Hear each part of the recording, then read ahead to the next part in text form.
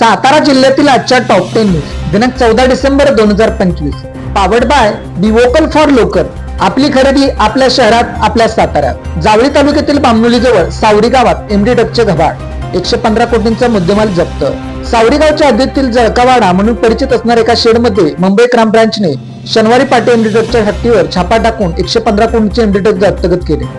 या प्रकरणी मुंबई पोलिसांनी तिघांना अटक केली आहे. दरम्यान एवढ्या मोठ्या प्रमाणात ड्रग्जचा साठा सापडण्याची सातारा जिल्ह्यातील पहिलीच वेळ असून यामुळे राजकीय वरदस्त असल्याची चर्चा सुरू आहे. जयपूर तालुका कोरेगाव येथील शिवनेरी शुगर्स कारखान्यात शॉर्ट सर्किटने आग, स्टोअर गोदाम जळून खाक, सुमारे 5 कोटी रुपयांचे नुकसान. कोरेगाव तालुक्यातील जयपूर येथील शिवनेरी शुगर्स कारखान्यात शनिवारी सकाळी शॉर्ट सर्किटमुळे भीषण आग लागली. या आगीत कारखान्याच्या स्टोअर गोदामातील सर्व साहित्य जळून खाक झाले असून सुमारे 5 कोटी रुपयांचे नुकसान झाल्याचा प्राथमिक अंदाज कारखाना प्रशासनाने व्यक्त केला आहे. मत्त्यापूर तालुका सातारा येथे मादी बिबट्याची शिकार. सातारा तालुक्यातील मत्त्यापूर येथील बरड शिवारात शुक्रवारी सकाळी धक्कादायक प्रकार उघडकीस आला. प्रगतशील शेतकरी रवींद्र आबाजी घोरपडे यांच्या ऊसाच्या शेतात 4 पाय तोडलेल्या मादीचा मृतदेह आढळला. या बिबट्याची शिकार झाल्याचे स्पष्ट झाले आहे. बिबट्याचा मृत्यू अंदाजे 3 ते 4 दिवसांपूर्वी झाला असावा असा प्राथमिक अंदाज वन विभागाने व्यक्त केला आहे. धनोडवाडी तालुका सातारा येथे बिबट्याच्या हल्ल्यात गाय ठार. सातारा तालुक्यातील धनोडवाडी येथील डोंगरात शुक्रवारी सायंकाळी बिबट्याने गायला ठार केले.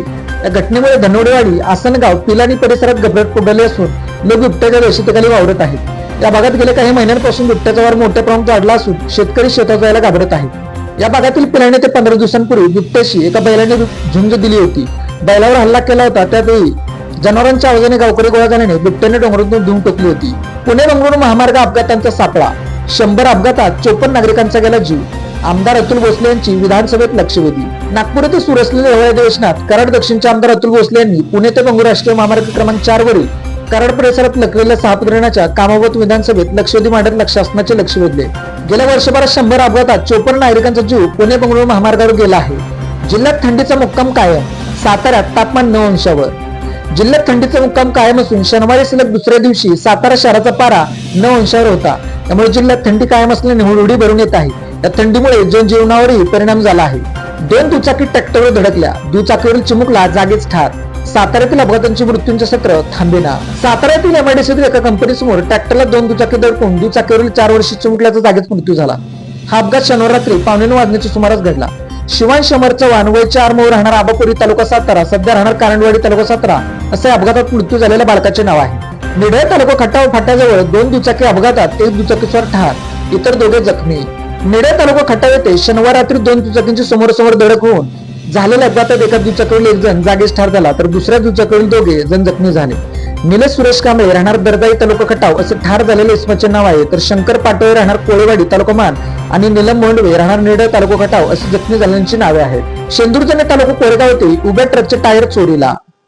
शेंदूरजणे तालुका कोरेगाव येथील वेताळबा चौकात उभ्या असलेल्या ट्रकचे 2 टायर चोरीला गेल्याची घटना समोर आली आहे. कोरेगाव भाडे मार्गावरील वर्दीच्या ठिकाणी ही घटना घडल्याने नागरिकांत चिंतित वातावरण निर्माण झाले आहे.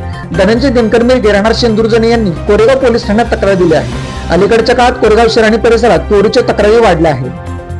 किनी परिसरात वांगणा उपसा योजनेची जलवाहिनी पुन्हा फुटली. 1000 लिटर पाणी वाया.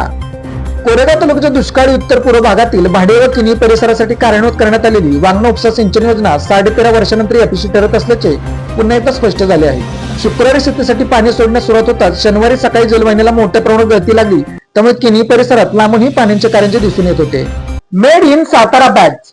सातारा शहरातील महिलांनी बनवलेल्या उत्तम प्रकारच्या बॅग. संपर्क 9594 415 115.